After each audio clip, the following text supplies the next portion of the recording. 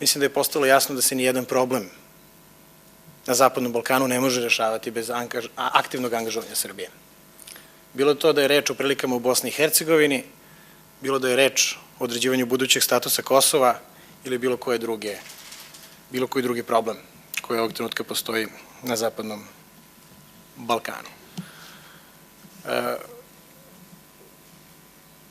Jedan broj suseda se u 2009. godini poneo na način koji nije koristan za izgradnju dobrosusedskih odnosa. Jedan broj suseda se poneo na način koji je suprotan državnim interesima ove zemlje.